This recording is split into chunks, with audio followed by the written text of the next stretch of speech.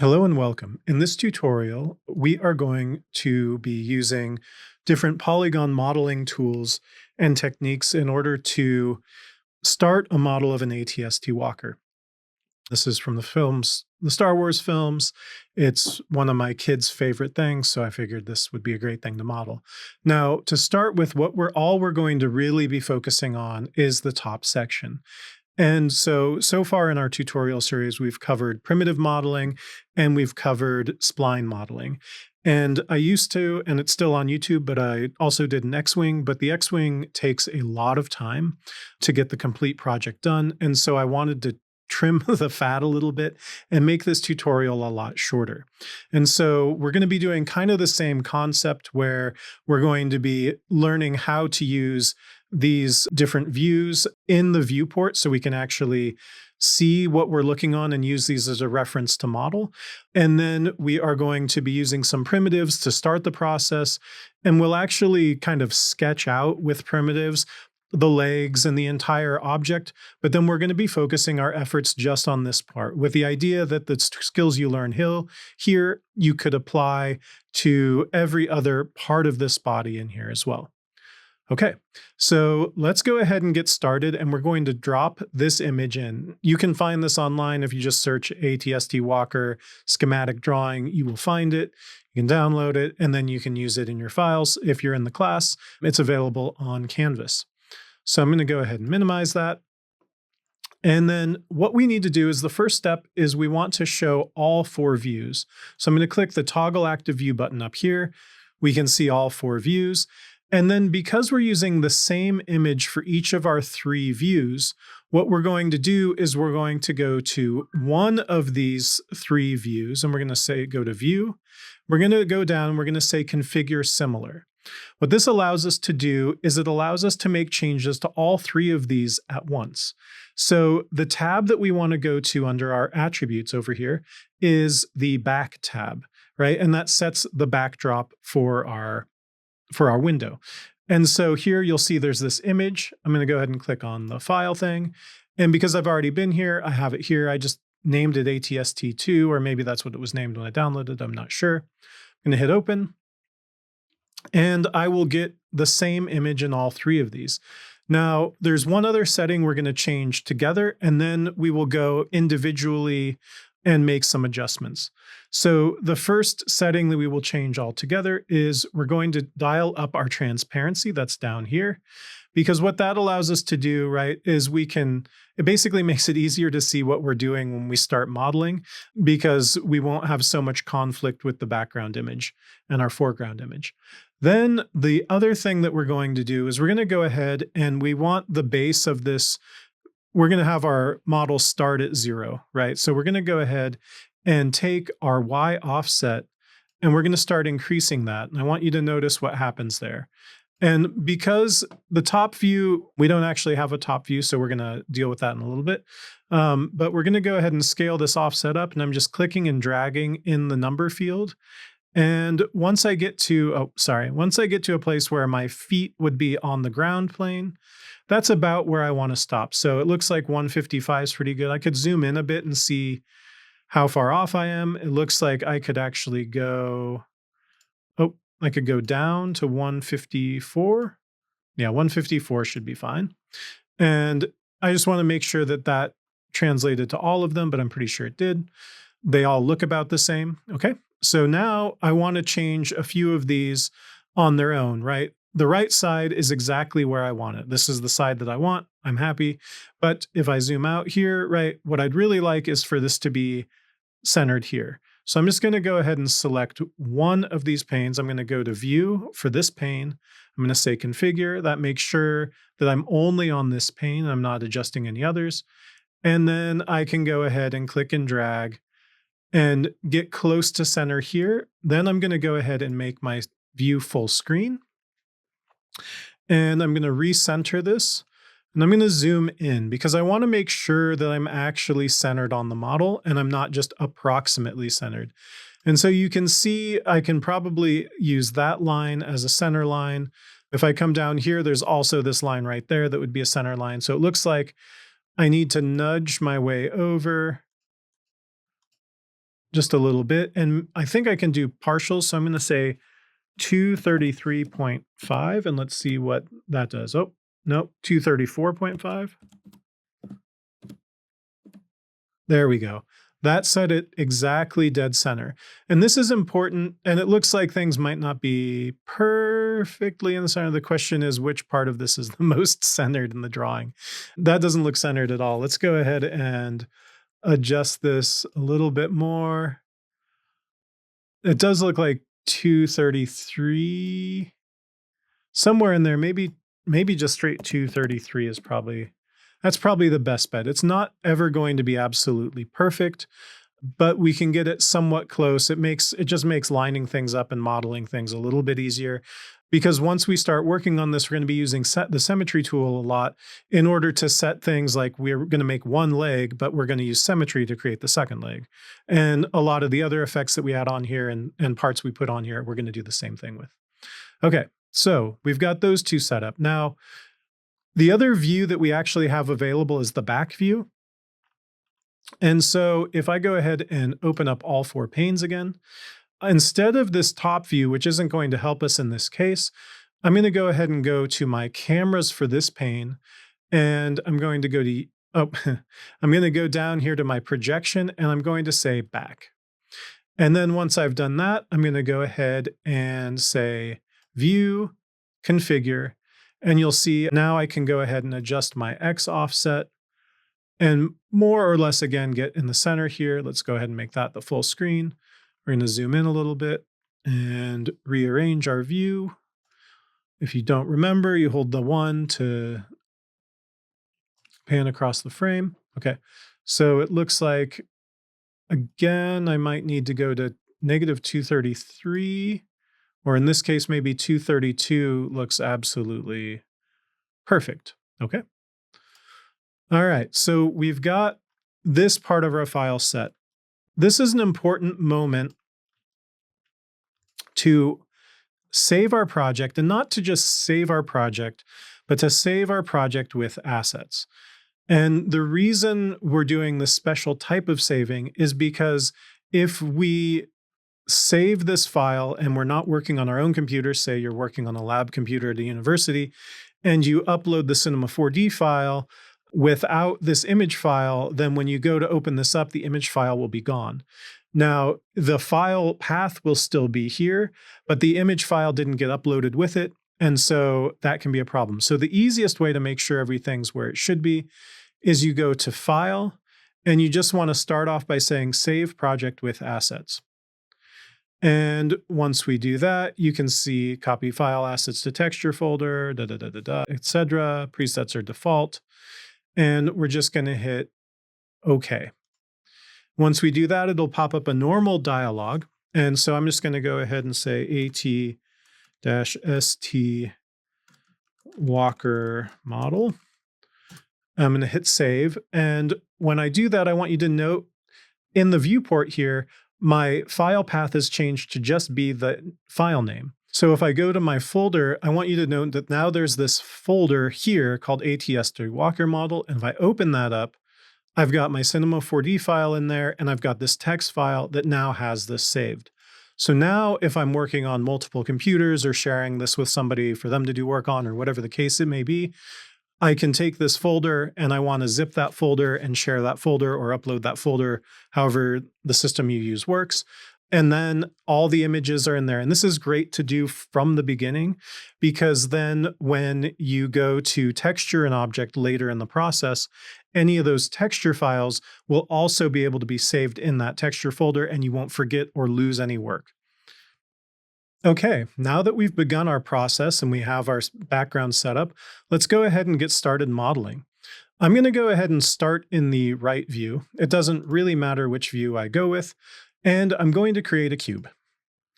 And so with this cube, we're going to try and make it the size of this object up here. And what I'm going to try and show you in this entire process in this tutorial series is ways to sort of plan ahead and make your life easier later in the process.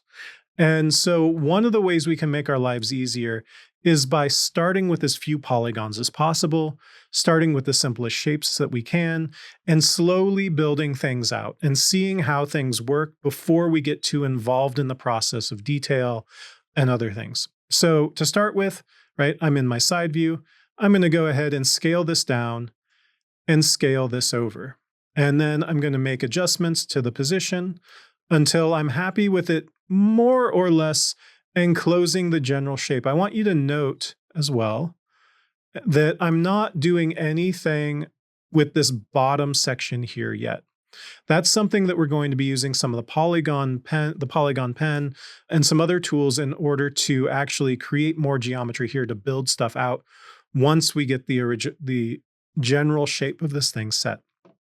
Okay, so we've got it set in this view. Let's go ahead and open up all 4 of our views. And in all 4 of our views, you can see on the side view here, things are a little bit wild. Just as a heads up, if I haven't said this before, if you hit the letter S on the keyboard, it's going to zoom in on whatever object you have selected, right? If you hit H, it's going to kind of frame your entire project. In this case, I wanted to zoom in just to make sure I was pretty close, right? We're going to be manipulating all of the points of this cube in the near future. And so we're just going to go ahead and get it somewhat close. Okay, so we've got a general cube here. Let's go ahead and look at the side view because this gives us a bit more understanding of like what some of the other shapes are on here. Okay, so there's something that looks somewhat spherical here. There is this shape here that looks like another rectangle. And then there's a joint here that's circular with something else that could be approximated as, a cube, another joint, right? On down the line. So let's go ahead and create a few more basic primitive shapes to fill in this stuff so we start to have a general object. And so I've got a huge sphere now. I'm going to click on that dot in the center, and that's not going to help me. So I'm just going to go ahead and dial the radius down in the slider over here in the attributes. I'm going to pull this up. I'm going to slide this down a little bit more. And I want you to note we're actually making this about the size of a model, not the size of an actual walker. And in terms of the scale that my system's in. And look at that. I got that pretty close. 16 centimeters is just about right. And I know from looking at this, right, and looking at different other references that we'll look at in a second, that this is not actually a sphere, but for the time being, it's a good approximation to get us started in this process. And it's fast. Okay, so I've already started to get a bunch of shapes here or 2 shapes, and it's going to be really confusing if I just have cube, cube, cube, cube, cube, cube, cube. So let's go ahead and rename this one. I don't know. I'm going to call it the head. It's not necessarily a head, it's the cockpit. We could call it that too, whatever you want to call it. But we want to differentiate the names of these different objects. The sphere, there aren't too many spheres in the scene, so we're going to go ahead and leave that one alone. But now that I've got the head, I'm going to go ahead and copy and paste the head. So I have head.1, and I'm going to call this we'll just call this the torso, even though, it's not really a torso either. I'm going to go ahead and pull the torso down below the head and below the sphere. I'm going to try and keep my hierarchy kind of aligned with where things are vertically from the top down.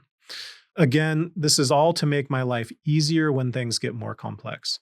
So now that I've copied this, I'm going to go ahead and move it so it's more or less centered where this is. I'm going to go ahead and shrink the dimensions just a little bit to start with to get a little closer to where we want it.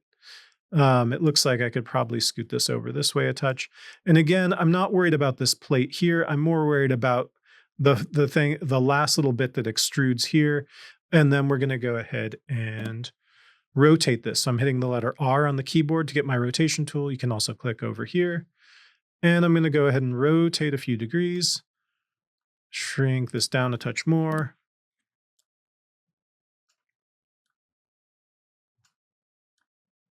Okay, and then let's go ahead and look at our front view or back view. It doesn't really matter which, because the back is so already zoomed in. I might well go ahead and use that. And you can see it's a little bit too tall at this point, or too wide at this point, sorry. So I'm going to go ahead and pull this in just a little bit more. And that looks like it's going to be a pretty good approximation for what we need at this point. And if you have any doubts, it's always good to go ahead and take a look in the perspective view as well. Okay, so now we need to start doing the leg portions. And again, I'm going to start with some primitives. I'm going to go ahead and create a cylinder. And right, the cylinder starts out vertical and far oversized for what we need. So we're going to go ahead and change the orientation. If I hit X plus, that looks like it's going to be correct. I'm going to go ahead and put this up so it's more or less centered on the center of these joints here. And I'm going to go ahead and scale this in, make this a lot smaller in diameter. And then I'm going to go ahead and go out to one side. And I'm going to zoom in a bit more. And again, I'm going to scale this down even tighter a bit, pull this in a little bit more. And there we go. That basically covers the full joint. Now, when we look at this model a little bit more in detail, we'll see there's actually like, we'll see that there's actually, half a circle here or half a cylinder here where that joint comes together. But again, we're not worried about that right now. We're just roughing everything out. And then we just want to make sure we want to look in all of our views and make sure it's reasonably close. You can see that this is off just a hair. Again, not really concerned about that. And then one other thing is, right, in this view, we could probably go up forward just a touch.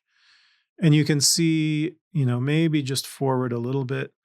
It's harder to see here because, right, we've got a lot of things going on. And so some of this, the front view, you can see these are the shields that are on there. And we'll look at those in the reference image in a little bit. So we don't really need to worry about this piece here. It's more that we're worried about this piece over here. And so I might put this here because it kind of hides it a little bit. Okay. So that's going to be close enough for what we're working on. Let's go ahead and grab our main torso. And we're going to go ahead and we're going to copy and paste our torso as well. And so again, I want to pull these down so they're in the order that I'm working on them. And you can see, all right, so this cylinder, we're going to just call this the top joint. And we'll call this upper leg. You could call it a thigh if you really wanted to. And now what I'm going to do is I'm going to go ahead and rotate this probably first to get started. And I'm going to get it somewhat close to that orientation. I'm going to shrink it down in width a bit. And then I'm going to go ahead and move it. I hit the letter E on my keyboard to select this. And I'm going to scoot this down a touch. And again, I'm trying to get it centered over there. So then when I shrink this, since it wants to shrink from both ends, I can get it pretty close. Okay, this is pretty good, right? There's a lot of changes that would have to happen to this, but it's about where it needs to be, except it is right, still centered in the model. So I'm going to go ahead and bring it over to the same side that joint is on. And then I'm just going to go ahead and scale this thing down until it seems like it's about the right thickness. It has a little bit of offset there. And then let's go ahead and rotate our view a little here in 3/4. And you can kind of see that we're starting to get that. And again, right, we're just children playing with blocks at this point, trying to build this thing together. Okay, so we've got our upper joint. So now let's go ahead and do this middle joint. Surprisingly enough, we're going to copy and paste the top joint because it's close to what we need already. And we're just going to call this, we could call it the knee. I'm going to call it the mid joint. And then I'm just going to go ahead and grab this and drag it on down here. It's already more or less aligned with where it needs to be. And great, I'm done with that point. I'm going to go ahead and save this real quick so I do not forget, or in case of a crash. And now we can go ahead and continue our process. So I'm going to go ahead and take the upper leg, copy it, paste it, drag it down here below here. I'm going to say lower leg. And select the lower leg, and I will go ahead and move this one first. And then I'm going to go ahead and rotate it. until it is more or less in line. I'm going to go ahead and open this view up full size so it's a little easier to see. And now we're going to go ahead and probably scale this up a bit. And I just really want it to come down to the point of this. And so you can kind of see, right, the way this mechanic system works, this actually continues down to like a pivot down here, but there's a whole additional part there that does that. So we are going to just have this kind of terminate where this part would end. And then we'll just scale this in a little bit more. And then we just want to make sure widthwise it makes sense and it's at the right offset here. So I'm going to hit E. Keyboard, I'm going to pull this over a little bit so it's at the right offset. And I'm going to zoom in on this one. I just want you to see that, right, these drawings are close to being aligned, but they're a little bit off, right? If I was to pull this over, it's going to offset it. And again, these are for reference, and we're making an object that doesn't actually exist in the real world. So we can do what we got to do to make it work. Okay. So I said there is this other piece here. We could model that now, or we can just go ahead and leave it be for the time being, which is what I suggest we do. And let's go ahead and create this third part. We could call this the ankle or whatever we want to call it. I'm going to go ahead and copy and paste this and drag it down here. Call it the lower leg. I'll just call it the ankle. Why not? Ankle leg. Perfect. That is clear as mud. All right, so let's go ahead and take our ankle leg and drag this down and rotate it some so that it aligns with the image. We'll go ahead and zoom in on this again. And we'll shrink the sides in here. And it looks like we're just about where we need to be lengthwise, but I might move this up a little bit like this. So then when I can scale it down, it's about there. Perfect. And then the next step is to make sure in the front or the rear view that it actually lines up where it's supposed to be. I'm going to start in the front and I'm going to zoom in, and you can see that this should be significantly thinner. So I'm going to go ahead and center this and then shrink that down to fit, right? Because it kind of goes in between the brace on the other part. Okay, and then for the foot, we're just going to go ahead and we're going to create a new cube because it's a lot easier to just have a cube that's already aligned with the ground plane. And we're just going to shrink this thing down and shrink it over. We're not going to worry about the stabby part on the front of the foot. We're just going to go ahead and shrink this over. And then shrink this down, lift the foot up a bit. And that should be good. And then, oh, I did put this on the wrong foot. There we go. Let's put it over here. Okay. So now we've got our one leg kind of roughed out, right? Enough that we have some sense of the scale of the thing and we can get an idea of, what we need to do and how we need to make this happen. Now, you'll notice there's a pretty big gap in here, and that's because there's a part in here we're going to be making in a bit that introduces some tools and some ways of working that are going to make life easier. And we'll talk about some issues when we do that part. But we only have one leg right now. So let's go ahead and use symmetry. So there's a couple different ways you can use symmetry. One, if we turn symmetry on here, what that allows us to do is once we're in polygon editing mode, we can set it so that if we've left everything perfectly centered in our scene, we can actually select a point here and manipulate the position of the opposite point at the same time, right? We can do things symmetrically. The other way that we can use symmetry is we can use a symmetry generator, which is under here. And it's the butterfly, right? The butterfly symbol is the symmetry symbol in Cinema 4D. So we're going to go ahead and select this. Now, we don't need the head in there, but this cube, we should put this where it goes. And we should call this the foot. Okay. Okay, so the way the symmetry object works it, very basically, is that anything that we make a child of the symmetry object will be duplicated along the plane of symmetry. And so let's go ahead and select our foot and hold Shift and go up to the top joint, right? Everything else, these three objects, we only need one copy of those. And if we had two copies of those, it would end up being a nightmare because, um, yeah, you would, it's awful if you accidentally do that. So don't do that. So we've got all these things. Let's drop them in the symmetry. And now we have two legs. And you'll notice there's this red plane here. That plane is showing us the plane of symmetry. It's showing us the point at which things are being duplicated across. And so if I select my symmetry and we go to the object properties down here, I just want you to note it's this tag. Currently, both of these are highlighted. If I just select the object tab, or you can always hold Shift and get both of those in there, but we don't really need the coordinates. We just need the object. I just want you to note that there's this option to show planes. I can turn that off if I don't want the plane visible.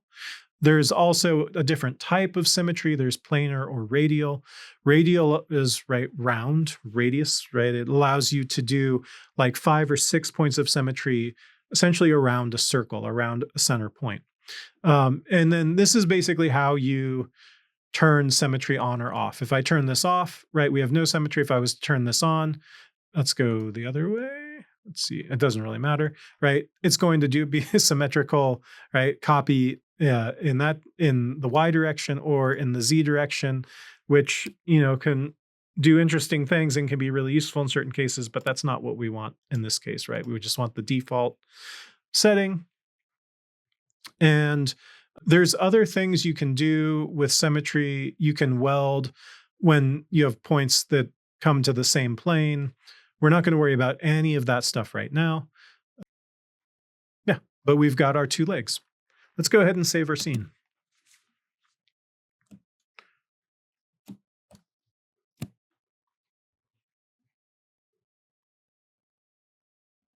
Okay, so we've finished part one. We've done our due diligence of making a mock-up of the model that we want to make.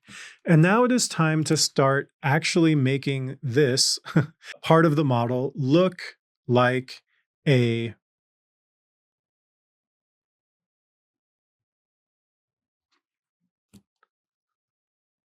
Okay, so we've got a general mock-up done.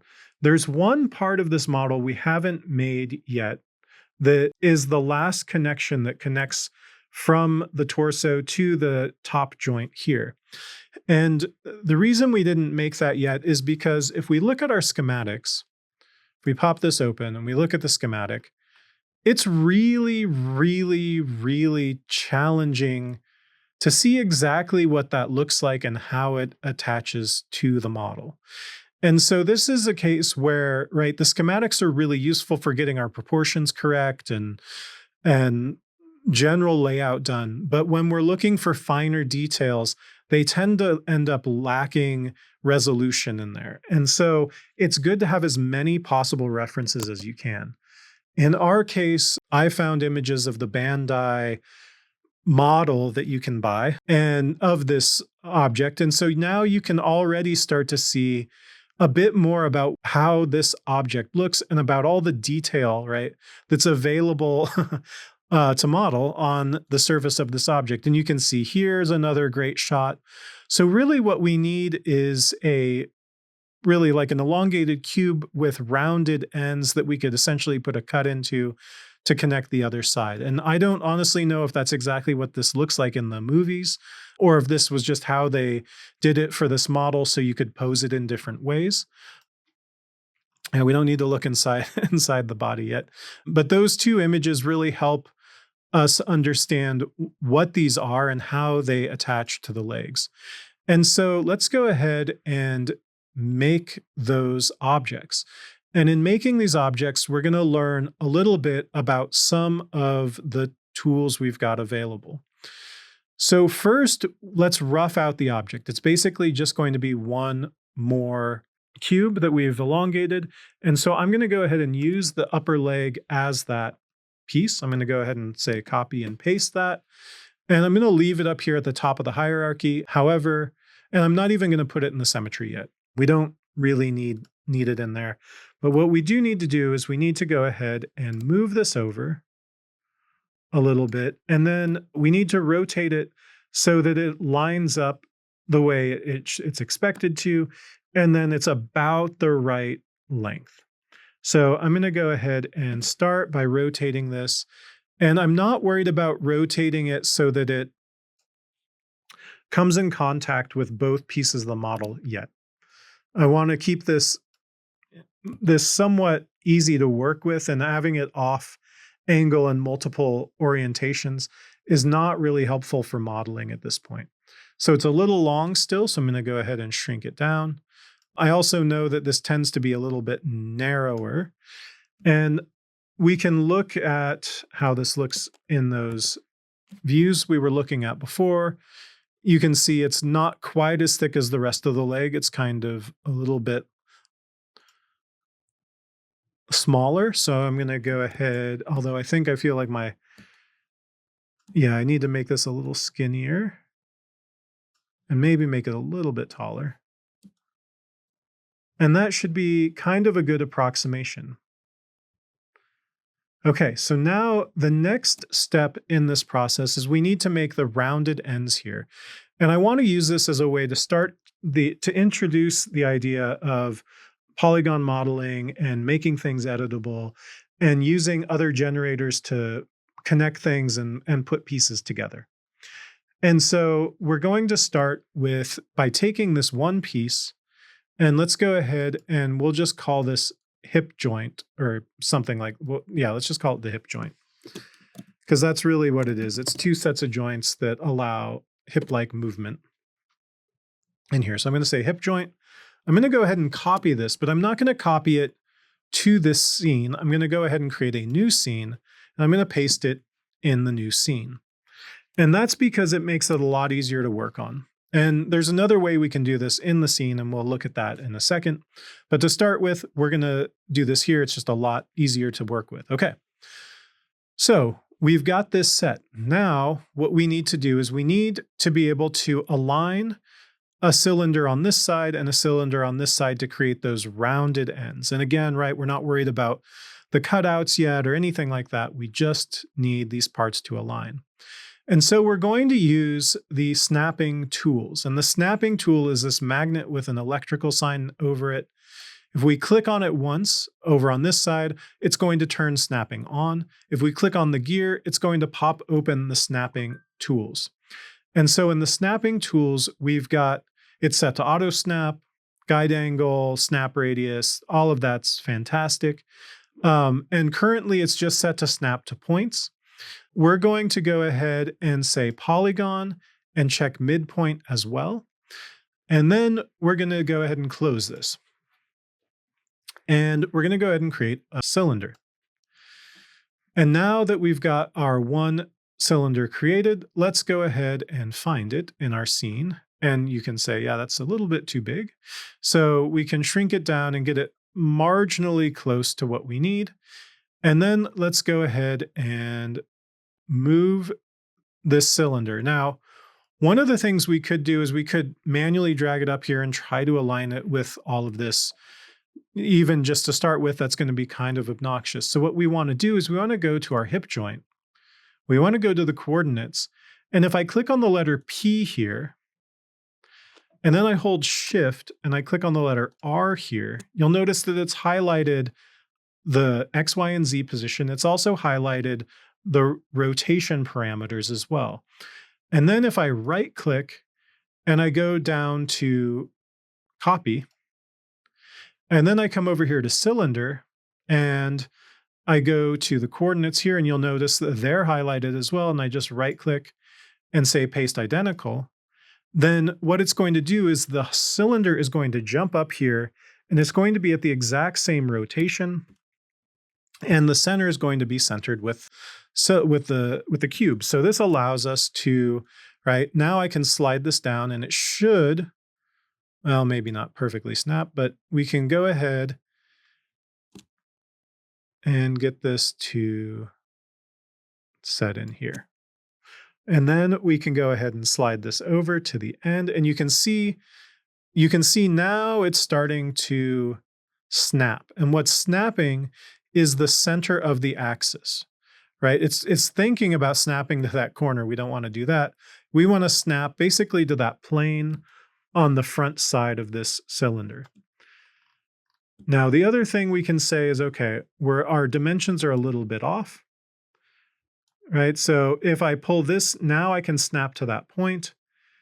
And now if I lift this and close this down, you can see I'm not getting any snapping on those edges, and that's not really useful for what we're trying to do. So let's go back to our settings here. We're going to say, oh, I forgot to check mark edge. Let's go ahead and check mark the edge.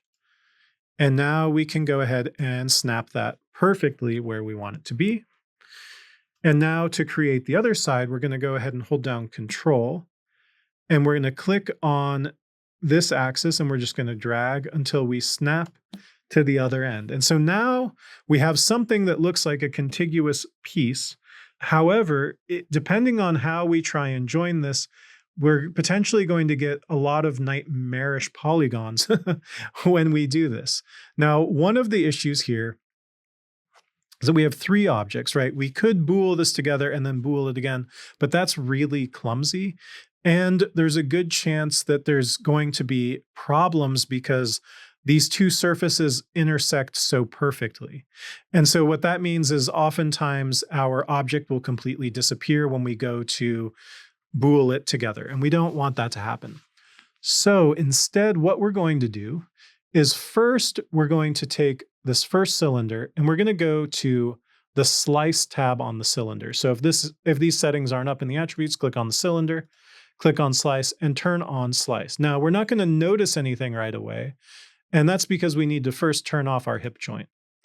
And now you can see, right, because I did that slice, it actually cut this in half. So let's go ahead and select our other cylinder and let's slice this as well. Now you're going to notice, right, that it's in the same orientation.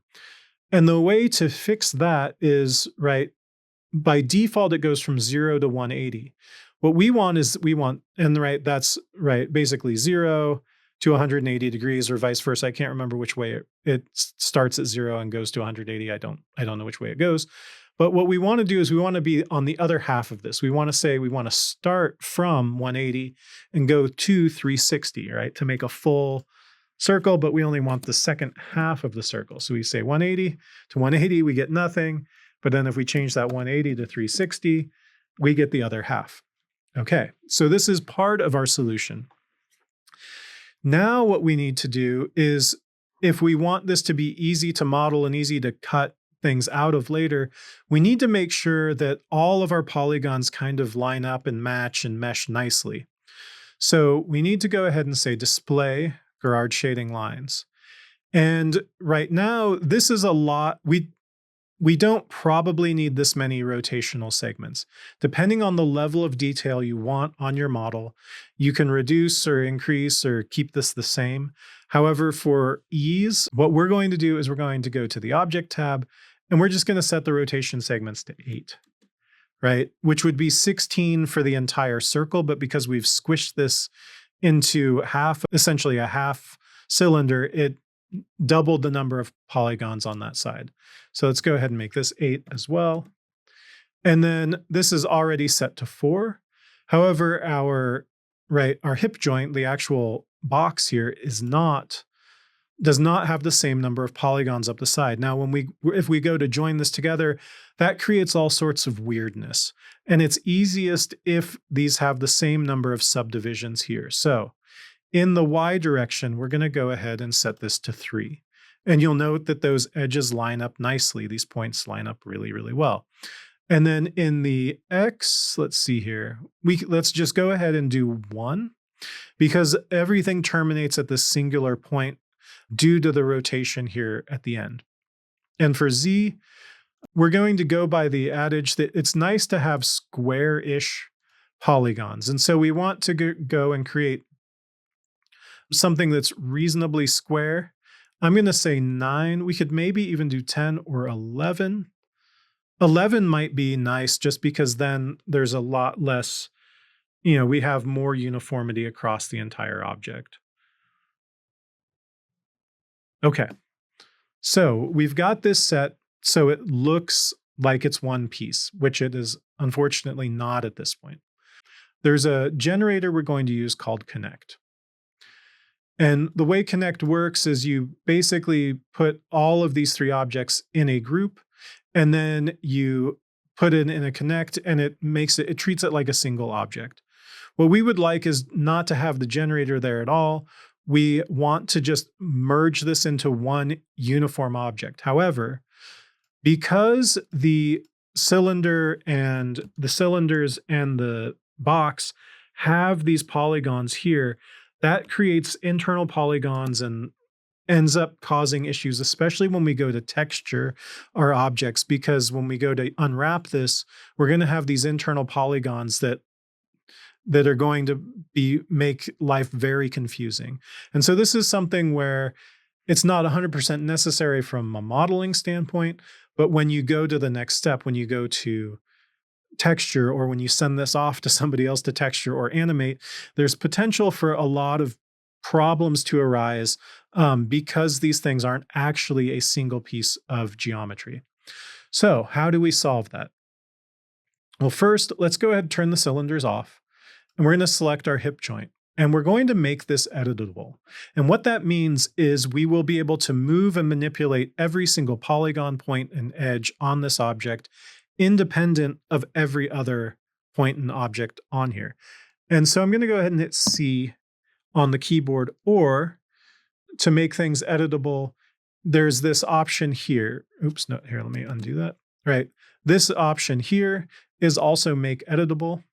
Right. And there's some other options there. You can see connect is in there, and there's a volume measure, but we're just going to go ahead and make it editable.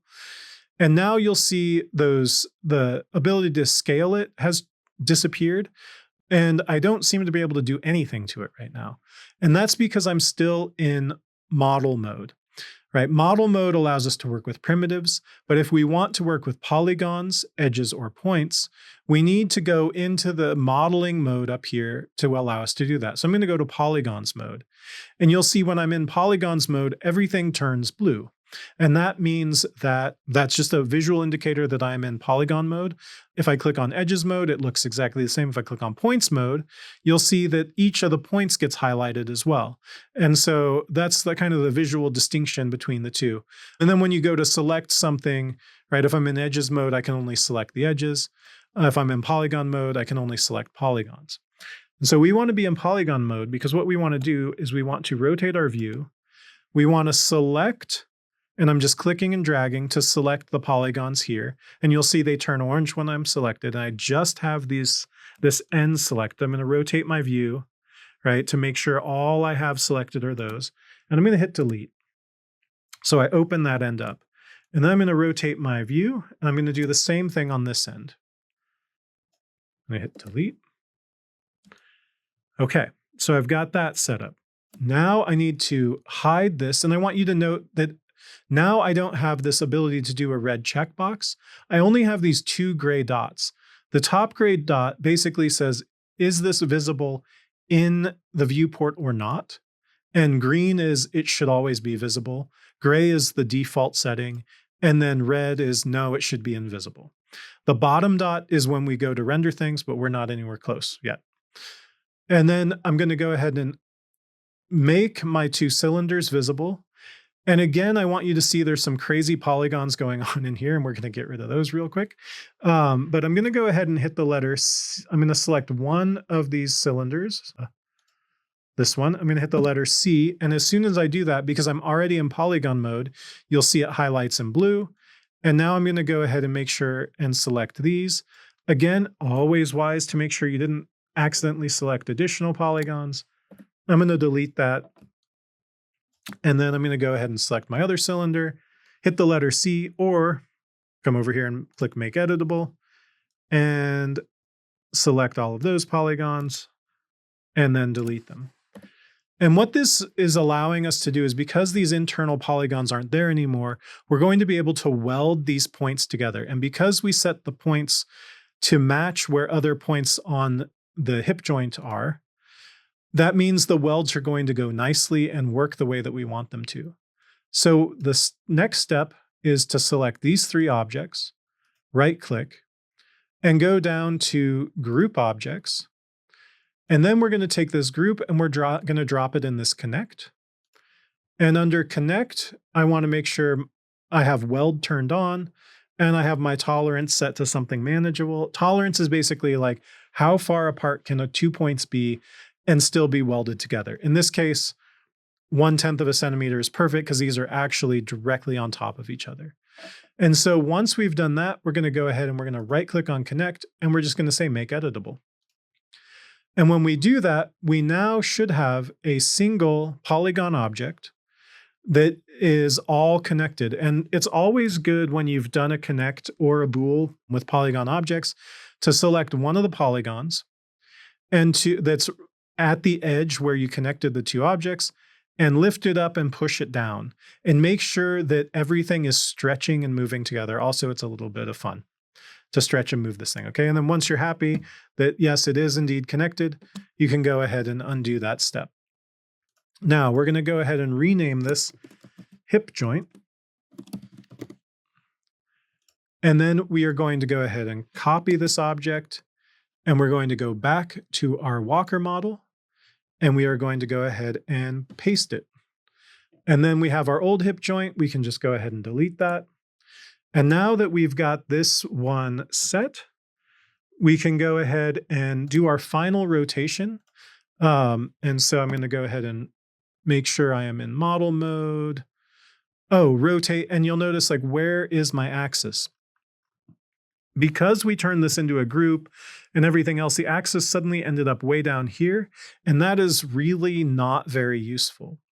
So fortunately, one of the things we can do with a polygon object is we can change where the axis is. And the simplest way to do that is to select the object, go up to Tools, and under Tools, there's Axis and Axis Center. And once we have it set to Axis Center, then we can say Axis to Center to all points. We can hit Execute, and the axis will then be up in the center of the object again, which is fantastic. And what's the last?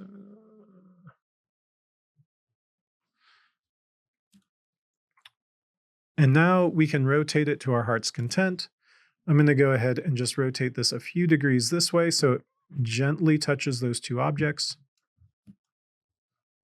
And you can kind of see that that looks how it does in the models perfectly. All right, great. So now I can go ahead and make this a child of the symmetry as well. And now if I just want to make sure everything's right. Okay, so that part of the model is done. And we've been introduced to some of the basics of making a primitive editable in a way that we can then merge things together and weld points and make new objects that are more complex out of basic objects. For the next section, we are going to focus on starting to really dramatically transform the head of this model.